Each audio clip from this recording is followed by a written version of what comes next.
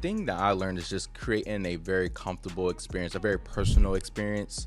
The balance of being professional and being personable, especially with the wedding industry, because that is such a, like, I mean, the couples want to feel comfortable with who's going to show up on their day, and the back of like, I'm going to be the person that sees your wedding dress before your groom. And this was when I just started offering full ceremony footage.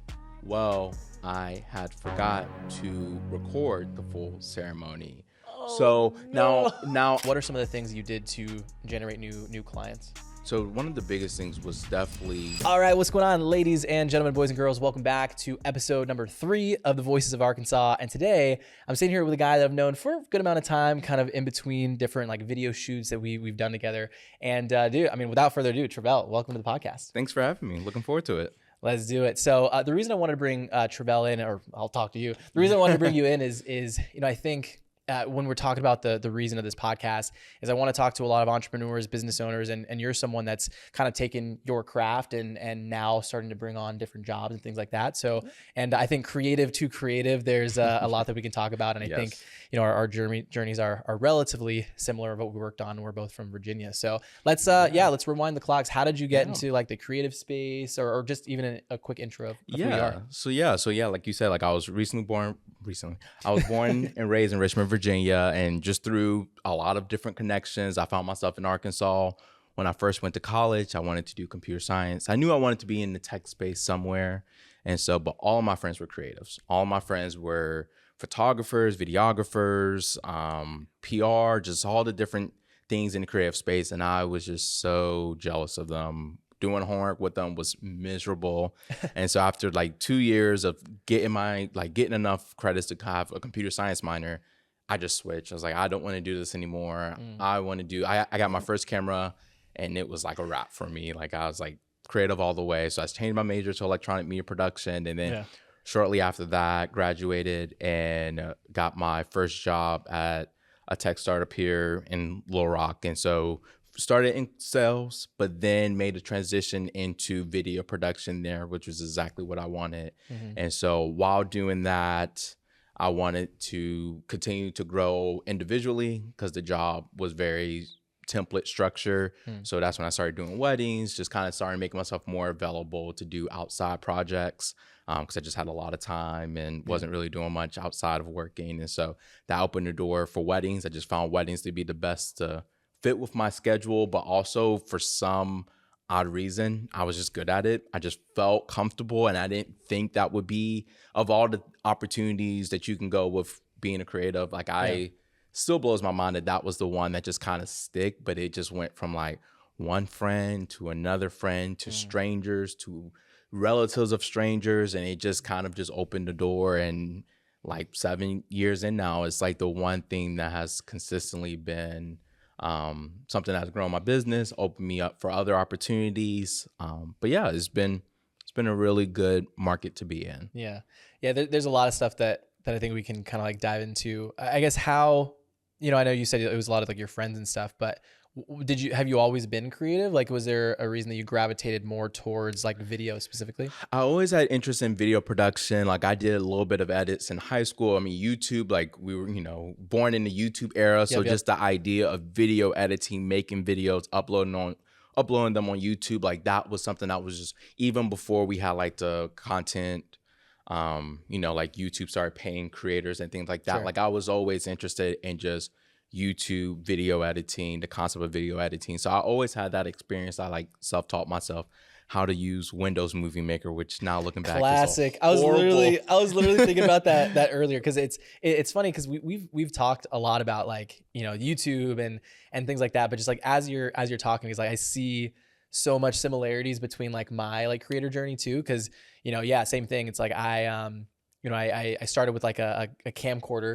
I like had like on tapes. I don't know if you're doing it for that long, but like it's like camcorders, and then you know, Windows Movie Maker was a huge piece, and it was just, you know, and you know, back to the whole getting paid on YouTube too, is I didn't even know that until like YouTube messaged me one day and was like, oh, we want to pay you for like these views.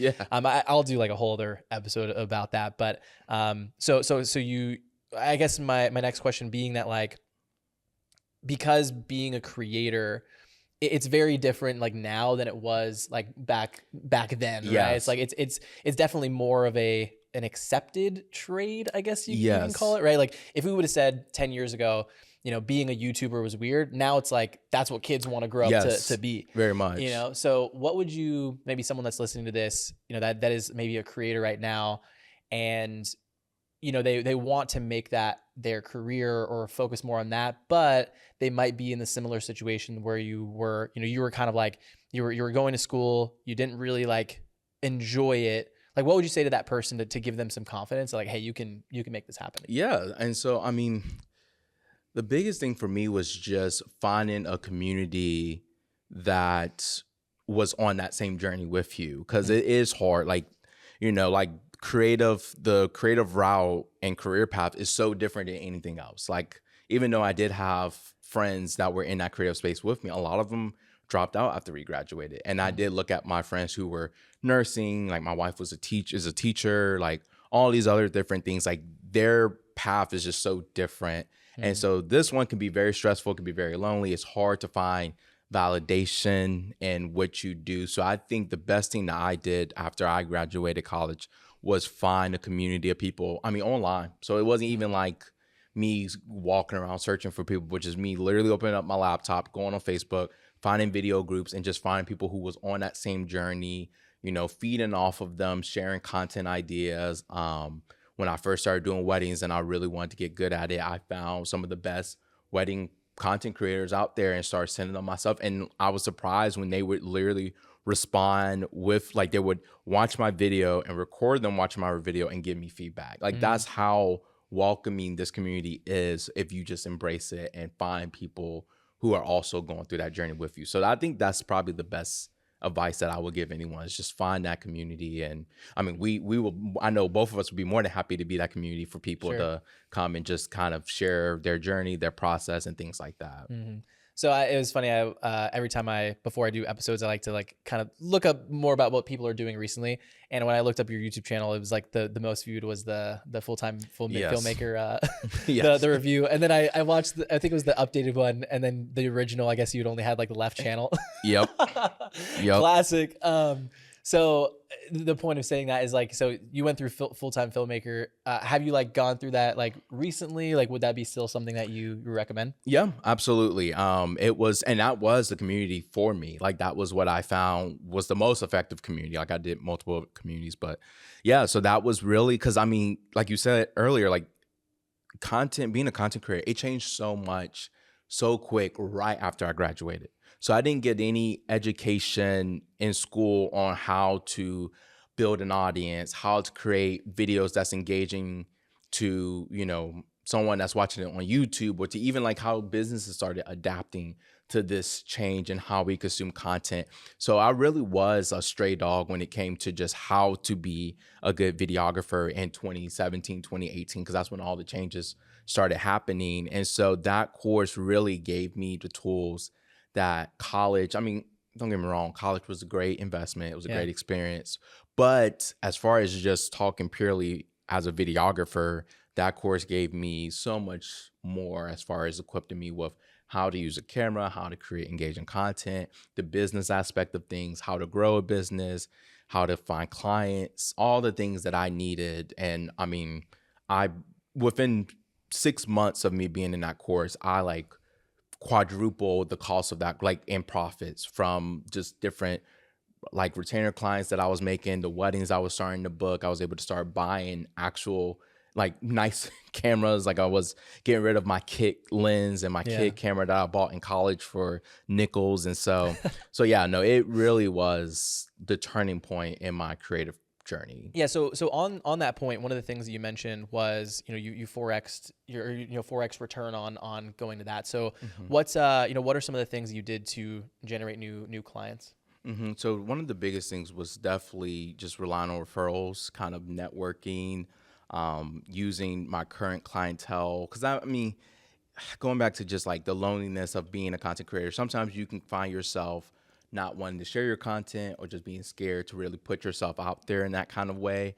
And so with the course, it gave me the confidence to really push to people that I am someone who is creating content. And sometimes that's all it takes. All it took was my friends knowing that I do weddings for them to be like, oh, then let me book a friend to film my wedding. And it was like, oh, it was that simple. All I had to do was tell people I'm available to do this for them, and then they would do it. And so it was just utilizing all the social media platforms, just pushing myself out there, letting those connections that I had already formed through college, through different friendships. I mean, at my job, I was having coworkers who were having friends in other jobs who needed someone to do X or Y for them. So just really putting yourself out there was the thing that, you know, it sounds simple and easy now, but back then, for some reason, I just couldn't, it just didn't click to me. And so that course was one of the things, that was one of the things they really hit on. It's like showing your work, you know, pushing that out. And so that was how I started building that clientele and started making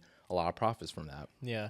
And I think there's, you know, if a lot of the things that you learn in like these courses, and the same thing now, like I buy probably too many courses still. And, you know, there's sometimes just like small little unlocks, like the, you know, being like, now we know it's obvious to be like, oh, you need to like showcase your work. You're a video person, so you need to showcase that. Exactly. But there's just like so many little things that you can unlock with these courses. So I'm a huge proponent of that, especially like, it's funny you said the computer science thing. I originally had went to school to be like an engineer. I don't know why. I always hated math. And I was like, engineer pays a lot. That sounds good. Yep, that was like my same logic. Yeah, yep. It's like, let's do that. And then obviously it wasn't sustained. Anyway, side tangent there. So what were some of those conversations that, you know, so you reach out to some referrals and you got some people in, you know, maybe fast forwarding a little bit now, what is like your sales process, or how do you get people to sign on with you as, you know, for video work? Yeah. So the thing that I learned is just creating a very comfortable experience, a very personal experience, the balance of being professional and being personable, especially with the wedding industry, because that is such a, like, I mean, the couples want to feel comfortable with who's going to show up on their day, and kind of addressing that and acknowledging that right off the back of like, I'm going to be the person that sees your wedding dress before your groom. You know, I'm going to be the person that sees, you know, that is in some of the most intimate moments. And so just really being personable when I contact them, when I reach out to them, making the process as convenient as possible, utilizing tools, client tools. I use HoneyBook, and it's just really easy on them. It's easy on me too, so it's a win-win. And so just really crafting an experience where you're listening to their concerns, figuring out what exactly, because, you know, we can talk about video, cameras, all that stuff, and that's something I've learned. Frame rate. Yes, and I've learned, especially in my early years, like they don't care. They want a good video that will highlight their day. And each couple, what a good video is different. So figuring that out and then being able to communicate that in their language without going into the terminologies of what equipment you're using, because they just don't care about that. Like at the end of the day, it's going to be a great video. So I actually, in my sales process, talk less about even the video itself and more so the experience that they're going to have working with me. You know, the experience they're going to have with me working with a photographer. How, you know, I was telling them at the end of the night, people constantly ask me, the photographer, are we on the same team or like same company, because we work so well together that day. Like that's something I take pride in. And so just figuring out those needs, figuring out what is drawing in people to separate yourself from the competitors, having that personal experience is what I found to be kind of the sweet spot after doing this for about 5-7 years now. So. Nice. Is there any other, because you mentioned a couple things in there, any other things that you've like learned along the process specifically for wedding stuff? Because like I remember I shot one wedding and it was kind of like a personal friend, and it was like stressful. I was like, because I mean obviously it's you get one shot, right? It's like, and I was like, I did one, I'm never doing it again. So like how do you, other things that you learn, and then I guess how do you like kind of cope with some of that, the stressfulness of it? Yeah, I just discovered, and I think this was the thing that when I realized like weddings was my thing, is that I am just someone who is just very level-headed. Like I'm just very calm in stressful environments. I don't know if it, my upbringing, just how my mom raised me. My mom was very big about like, life is stressful. You just need to learn how to deal with it. And so, you know, weddings, just kind of staying calm, staying collective. Because I mean, I've seen it. Like I've seen stressful things happen, and then people respond stressfully, and then it just makes things worse. So it's like the last thing I can do in this situation is just let any of these little things get to me and just constantly, trust my skills, trust, the journey that I've had. Just double checking everything, making sure your camera's on, just doing simple things like, having my settings to a certain way where I can see at all times if my camera is recording. So things like that to where I can kind of remove that doubt. But the biggest thing is just kind of staying level-headed, making sure that the couple, and my biggest focus is always the couples. Like I have parents, I have other people who sometimes might, the moment just might stress them out. And it's like, at the end of the day, my focus is the bride and the groom. So just really honing in on them, making sure that they're comfortable, making sure I can, you kind of are a wedding planner when you become a wedding videographer, and more so for a photographer. I would say a photographer more so than a videographer, but I have caught myself in times where it's like, okay, I'm going to run the show and make sure everything gets executed for this couple. So just kind of keeping a level head, not letting the stress get to you, remembering your goal. My goal is to create a comfortable experience for the couple. That's number one for me. And then two, provide them a video that they're going to look at for years to come. So staying focused on those and not letting the mom who's, freaking out or the wedding guest that came with too many drinks, not letting those things really get to me, just staying locked in on like what I'm here to do today. So yeah, that's funny because there's just so many in that, in that realm. There's just so many things that could go wrong or could go right, or just like unexpected scenarios. So it's just it's super important to like be able to act on, what's the saying, like be quick on your toes, right? Yes, like understand very and be more malleable.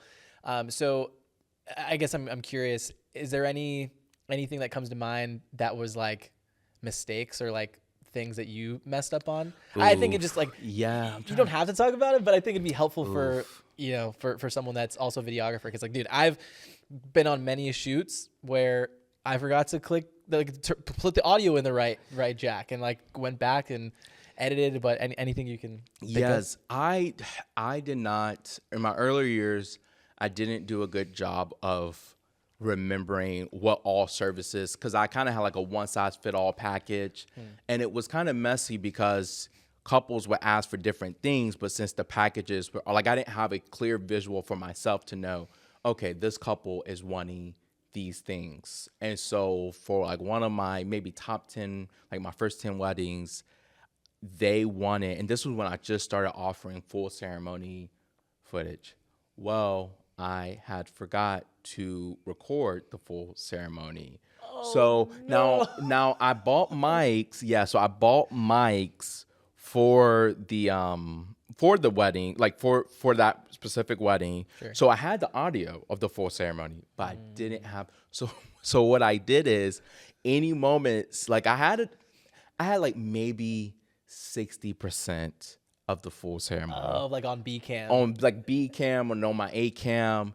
And so the other 40%, I would just fill it in with shots throughout the wedding day. Like their portrait sessions, just really slow. And they actually, so this is kind of like a mistake, but it turned out to be okay. Because this was also a friend. And I just straight out told her, I'm like, this is the situation. Like I just did not have all of my shots. I'm so sorry, but I do have your full ceremony as far as audio. And I just filled in those gaps with other clips that I had. And they actually really liked it. I mean, because they were like, this honestly looks just as good, if not better, than us just watching us standing there holding hands and someone just talking to us. Like we're seeing parts of our wedding day while also hearing what was said during our ceremony. I mean, it seemed like they wanted the audio, what was said, more than seeing what was happening anyway. So it worked out, but I just remember like just like hitting my head, like going through my SD cards over and over again. Like I was starting to have a panic attack. I don't know how many times. Now storage is like a big thing. We could talk about storage for hours. Yeah. I am big on storage now because I've had too many like, oh, where's that file? And like just so many different heart attacks from that. But that was probably like the biggest one, because that was the time where I didn't have the clips. Other times it's just like I just put it somewhere I didn't remember. But this one was like, oh no, I don't have 40% of what I need. So yeah, that's dude, so many like heart attacks, especially, I mean, I already said it, but especially in the wedding industry, it's like you have one shot, like just a regular ad, I can like set up the cameras again and do it, it's like you got one shot. Yep. That's it. But you know, I think there is something to say there though about your ability to kind of like salvage the situation, right? Because like you had the audio, and I think this happens with a lot of people. Is like there's really two people. There's one person that will take a problem and just like harp on the problem, but there's another person that will like say, okay, yeah, cool, there's a problem, but like how can we fix this, right? Yes. How can we make it better? And I think that's just such a needed characteristic, especially in like entrepreneurship, business, whatever. It's like I always tell people, you know, if I'm like mentoring a student or whatever, is like, they're like, yeah, like I had this problem and it's like, it's hard and stressful. And it's like, dude, like you got to get comfortable with solving problems, because all you're going to do as a business owner and entrepreneur is solve problems. Yes. Like that's the natural progression. Is, you know, right now the problem might be I can't generate, you know, new leads or new clients. But that then quickly, like once you solve that problem, it's like, okay, well, like now your problem is fulfilling clients. And now your problem is, okay, now I'm fulfilling too many clients and I don't have enough time to scale the business. Yes. And then it's like finance is wrong and operate. Like there's just, you're always fixing one problem, just introduces another problem. Yep. You know? So one thing you touch on, but again, like I think if there's a videographer or someone watching this, it is on the storage thing. So you kind of touch on it, but like, what are some like tips that you would give from like a storage perspective? Back up this amount of times, get this type of card, something for them. I can't remember the name of the method, but there is, I want to say it's like a 2-1 method of like, you want to have your storage in 2 physical places and then on a cloud at all times. And so that's kind of just like been my system. I actually spent all of Thanksgiving, I just bought a NAS server. I was just gonna say, yeah. Yeah, because it's like doing this for 7 years. Like I have like 30, 40 terabytes of. You keep everything? I keep. Well, I'm now starting to consider what I want to keep, and that's been kind of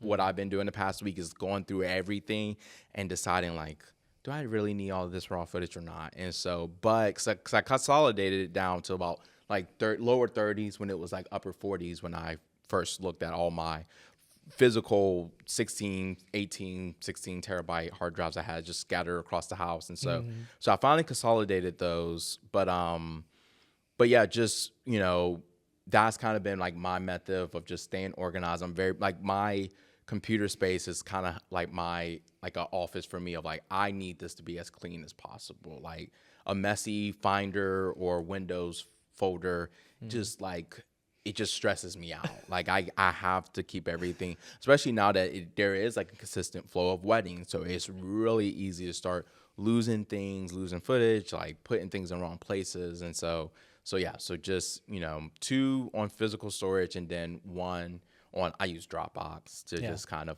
and with Dropbox, I just put like my final, because I would not be able to pay, I would not want to pay that much for online storage. So I just put like my final project on Dropbox to kind of just have that for safekeeping. So now you're taking on freelance projects. I guess what's kind of like your next like goal? Like what's the goal, I guess, for you going into 2025? At the time we're recording this, end of 2024. So just for context. Yeah. So it's really just figuring out what direction I want to go, you know, because right now I'm wearing a lot of different hats because I am doing weddings.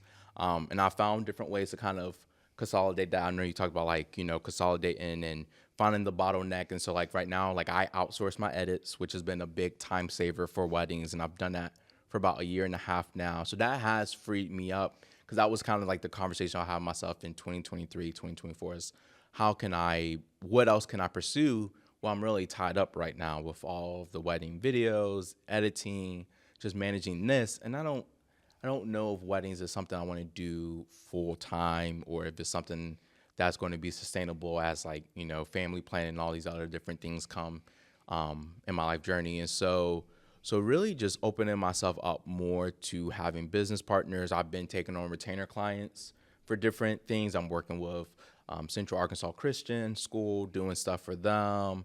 I do things for different real estate companies. And so just making myself more available for some more consistent levels of income, and seeing maybe where that goes, as far as if this is something that I can build up enough clientele to where maybe, you know, that would be a main focus, and I still maybe do weddings on the side. Just kind of, I'm being pulled in a lot of different directions. So I'm kind of just seeing like where the wind goes, what is my interest, like where am I having passions for? Because I still have a very strong passion for weddings. It's the one thing that I just feel really confident in, but I do just question the sustainability. And I mean, I've seen it with a lot of wedding videographers in their journey. Like you had these 5, 6, 7 strong years of doing weddings, and now they're doing corporate work, or they're doing, YouTube stuff, or they're doing their own thing. And then speaking of YouTube, that's another one that I'm like, I need to get back into that, because I really did enjoy it.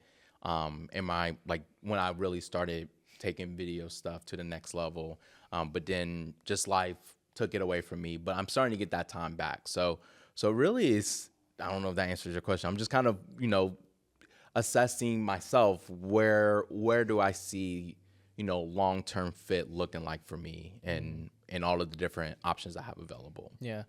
There's always, from what I've seen, even if I look back at my journey, it's like I've done, we'll call it the last, like, I've been creating content since I was 12. So it's been a long time. Yeah. But like, if I look at like the last 10 years of like being like, quote unquote, like successful, like I guess I've been self-employed for that amount of time.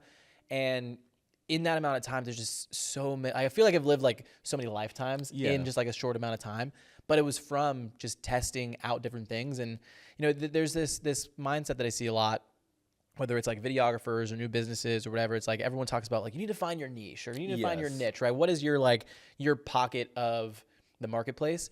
But I think, that it's kind of flawed sometimes because it holds a lot of people back, because they're like, well, before I do anything, I need to pick the niche. But you've kind of taken almost that opposite approach of like, you're just testing a lot of different things so that you can figure out and experience these things of like, okay, I like weddings, but like I might like real estate because of this, or I might like, this other company that I'm working with.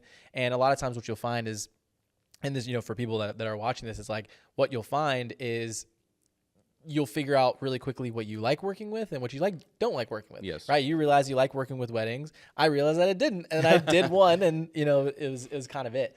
So yeah, I think there's a lot to say about that. What's like, I guess, you're working with a lot of these people. I'm just curious, what, if you could wake up every day and you were like, I only want to work with like this type of person, do you know what that would be? Oof. Have you put like thought into that? Yes, I have. And it changed. And the problem is like, it changes all the time. But like right now, it would be in some type of production space, whether that's podcast has been a big thing right now. Like I don't listen to music anymore. I used to be the music guy, but right now I'm really big with podcasts. I really like being in the podcast space. Well, this, I guess, has worked out then. Yeah, I know. Yes. No, I love looking at your studio. Like I'm ready to just geek out on all your different equipment. But I would say, like, I would say so I would just go ahead and name drop Marquez Brownlee. Sure. So like that YouTube tech podcast space, I've been in a big tech kick right now. Like I'm just very invested in a lot of the technology, a lot of the AI stuff that's going on, a lot of things that Apple and Google and all of these other companies. And so just really hitting on those things, creating videos that would relate to those products and things that can, better people's lives in little ways and in big ways. And then just, all the different avenues that can take as far as how you package the content, whether that's a podcast, a YouTube video, Instagram, TikTok short. So that would probably be like my dream setup right now, is just being, and really any of it, like an editor, a producer, stage director, any of those things. Like that would just be the dream scenario right now. Yeah, well, dude, I mean, we'll talk about it, but I think that's kind of what I need for this studio. So, I think, obviously we'll talk about it off here, but I think that's a great point of, I agree. There's different seasons that you live, like, 2 years ago, 3 years ago, I was like, yeah, I just want to be like, I want to work within a business and, and really work closely with someone. But now I'm like, how can I take a lot of the skill sets that I learned with like different companies that I've worked with and like help other people do the same thing. Yeah. So I think that's important for people to understand too, is like, you're not always going to be passionate about one specific thing. Yeah. So specifically, I guess on podcasting, what, like, if you were to create a show, I know you kind of mentioned like, Marquez, but like, what would your show be about? Like, what do you want to create a podcast around? And that's, if you put thought into it. I have so many interests, and I'm like, what would be the one thing I could talk about consistently? But it probably would be tech, some level of technology, just whether that's tech or entertainment, because I love both. I'm a movie guy. I love talking about movies. I love talking about TV shows. And so something along those lines. Like, I realize I'm not a big educator. Like, as much as I love video stuff and I can talk about it, I still struggle with imposter syndrome when it comes to it. So Like being on video or more so just like speaking on like, here's the best way to like film a video, and like here's, and I just like, and like if you looked at my YouTube channel, like and I think that's something I learned when I started my YouTube channel. That was the approach I took, was like more of a tutorial YouTube account. I just realized I don't enjoy creating it, I don't enjoy editing it, and I don't enjoy watching myself. And so less of that and more talking about like interests and hobbies, things that are more based on opinions than like facts. So like this is why I think this Marvel movie is better than this Marvel movie, or like this is why I prefer Apple over Google, things along those lines. And so so that would probably be like that. The tech space, the entertainment space would be like the two that I would probably be most interested in. Nice. What is, I know you mentioned AI, because that's like a whole other thing that I like. We can have a whole other podcast about that. I will say, you know, and I think this might be a lot of other people's thought, or maybe you thought the same, is I think about a year ago, because it's really been, I mean, I guess with ChatGPT and all these like language models and stuff, it's been, you know, they've been around for a while. Yeah. But I think like the big boom of it was like maybe a year and a half ago. And I think like the natural progression of it is it wasn't like that great, but it was also like a massive step. But even just over the last 6 months, it's just like it's progressing at such a high rate. So I've been diving a lot deeper into it for different things with business and stuff. But like, I don't know, what are you excited about with AI? I'm excited about just like the day-to-day tasks, the things that, like, I'm big on like learning shortcuts, learning ways to be efficient with my time. Because like I said, I wear a lot of hats. And you can't be, when you're doing that, you just can't be slow. Like you gotta be on your toes. You gotta be quick. And I think what I have loved in the AI boom is just how fast long, mundane tasks have, like how much I've speed up that workflow from like text, and I'm about to use terms that videographer, like text-based editing, like just being able to like edit a transcript, and then you're editing, like just by doing that, you're now cutting into the video. You use Descript or within? I use Descript, yep. Nice. And so things like that, I'm trying to be a better writer, and ChatGPT has not helped with that, because it's like the ultimate short, like I could write this, or I can get ChatGPT to write this. But when there are times, it has helped me with as far as being confident, because I know one of my weaknesses is I'm not a great writer. And so it's been good to have a software where I could still take the time to work on my writing skill. And that's where self-discipline kind of comes in, like trying to learn the balance of like still taking time to write, get good at writing, and not just dismiss it as I'm a bad writer, but still have a tool that can give me the confidence to be able to write something confidently when I need to present it to somebody, or, talking to a client, or, creating content, scripting out content, just having a tool that I can use to kind of give a prompt, and then give me something back that is really good and acceptable, which is just crazy when you really dive into all the tools that AI has to offer right now. Yeah. I was talking to my wife about this the other day, and it's just crazy. Like, if I would have had AI in school, like game over. I think about that all the time. But like, obviously, like, schools aren't dumb, and they have different like protocols in place to make sure that it's not that's not being taken advantage of. Yeah, it's definitely come a long way. One thing that we're using it for right now is actually this podcast. I edit it with have you heard what is it called? Autopod? Yeah, Autopod. Yeah. Yep. So I use Autopod, and like I try to use it like 2 years ago, or maybe last year, and it wasn't the best, but I did it for like the last episode, and it worked really well. And was like, yo, this is crazy. Because it usually, like, especially long form, it would take like 2 hours to get it cut up. Click one thing, switch speakers, done in like 45 seconds. Yes. It's crazy. So on that note, any other, we talked about Descript, or, obviously ChatGPT, anything else that you're using, like specific tools? I think Descript has been a big one, text-based editing. I think that's really like that's been like the two big, because I don't want to become like reliant on it that I start losing actual skill sets. So I'm still taking everything with a grain of salt when it comes to AI stuff. But when I hear and see something. That's kind of where the community comes back in. Like when someone, because Autopod is one I've used, and it was something, someone was like, hey, I just edited a hour-long podcast with this software in 45 seconds, and was like, oh, okay, I need to look into this. I talked about how long, because I do a lot of podcasts, I edit a lot of podcasts, and I mean, that process can get so long. And someone's like, have you ever tried Descript? And now I use Descript every single time, and it takes me like 30 minutes to edit a 45-minute podcast on 2x speed. And so just kind of relying on the community, just kind of taking in the softwares that are working, but not trying to become so reliant on it to where it's like, I use AI for everything. Like, I don't do anything anymore. And so yeah. Yeah, I agree. I think to be honest, this is what I was saying last year. Is like, oh yeah, like you probably would never be able to do like this. I mean, especially with like, Midjourney and some of like the photo like stuff, and like Canva has AI attached to it now, and you can like, something that a lot of times is only available to do in like Photoshop. You can just like prompt something in Canva, and like it honestly is not bad. Yeah. Right. So, that also opens up like a whole other can of worms of like how ethical some of the stuff could be. And again, small like side tangent. It was so funny. During the election, there was this photo that I saw of like, I forgot exactly what it was, but like it was like Kamala and then Trump, and they were like having a conversation or something, and like it was inappropriate, for lack of a better word. And I just saw like, a bunch of like grandmas sharing it on like Facebook. And they're like, oh my gosh, I can't believe this is happening. I'm like, no. Yep. So it's like that again, a whole other like can of worms.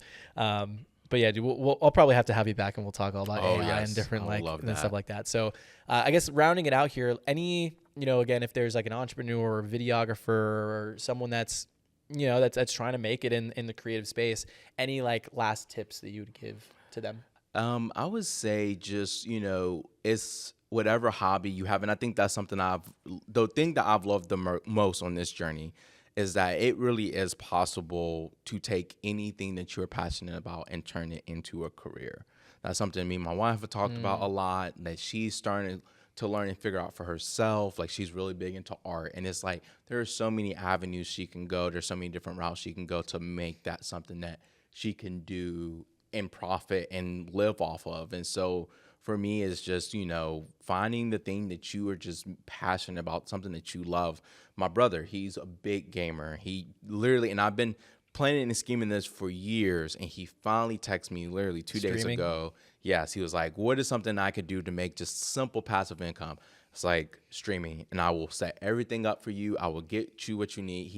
He's super funny, great personality. And so it really, the beauty of where we're at right now with just, the freedom of being able to be an entrepreneur, this influencer economy that we live in, whatever you're passionate about, there is some avenue, there is some route that you can take to make that a business and make that a lifestyle, to where now you're doing the things. I know everyone quotes to Steve Jobs. I know it's overquoted, but it really does. The older I get, the more that quote actually makes sense to me, of like, if you love what you do, then you'll never work a day in your life. Like, that is so true. And so, I just encourage everyone to find that, in whatever way that looks like for them. Obviously, it's not going to be the easiest route, because if it was, everyone would take it. But if you can push through some of those challenges, some of those obstacles, the problems that will inevitably come your way, you can definitely, just have that lifestyle that, you'll just be proud to have at the end of the day. Yeah, it's huge. And I think social media has made that just so much more like prevalent, or maybe prevalent is the right word. Like, it just makes people more aware that this is possible, right? Yeah. You can, like you said, you can make whatever you're passionate about into a business, or, a business, job, passive income, whatever. And, I was just, you've been doing content as long as I have. Like, I don't know if you remember, I used to get a lot of like camera stuff and whatnot, or streaming, or, gaming computers. Like, a lot of it was, excuse me, used to have to be like online, like custom builds and stuff. And now you can get like microphones, mic stands, cameras, Sony cameras, everything's at Best Buy. Yeah. Right. And it's like, it's making it so much more achievable and just kind of in people's faces of like, this is a legit thing, right? We were both making YouTube videos when we were kids, and I don't know about you, I used to get made fun of all the time in, high school, because I was like making videos, and it's, it's funny, a lot of those people are like now seeing what I'm doing, and they're like, oh, like, can you help me? And I'm like, well, remember that time you called me dumb for making these videos? Yep. So anyway, all that to be said is I agree with you. I think, I always tell everyone, like, I'm always everyone's biggest fan. It's like, I've gone through it myself. I've been through my own limiting beliefs. I've worked through a lot of those things. And I truly believe, like, it's the best time, and it's only going to get better and easier for people to create this income, because more people want videos, more people want to understand social media, more people are consuming these online platforms. And I think that another limiting belief of people is they think that it's like, oh, it's like already too late or whatever. But I think there is a lot of people doing it, but there's also a lot of people that do it for a month or 2 months or 6 months and they quit. Yeah. Right. So one of the easiest ways that you can see success is just by sticking it out longer than anyone else. So again, I think just that whole conversation could be a whole other thing. But dude, if someone's listening to this all the way down, where can they find you? How can they connect with you? Yeah. So Instagram is probably just like the best place for me to communicate with people. I just find it to be the perfect medium of personal and professional and business. So I use my Instagram to do a lot of my networking, connecting. And so Trav_McManus is my handle. And I'm just constantly posting on there and just interacting and engaging with people on there. So that's probably the best spot. Amazing. So for those of you that are listening, obviously we'll put all the information down in the description, as well as the show notes on the podcast app, and to those links, and to get connected with Travelle. So dude, thanks for coming on. It was a lot of fun. Yeah. Thanks for having me. Cool. For those of you guys that are listening, this is episode number 3 of the Voices of Arkansas. We'll see you guys in the next one. Leave a comment down below, like, subscribe if you haven't already. See you guys in the next one. Talk soon. Peace.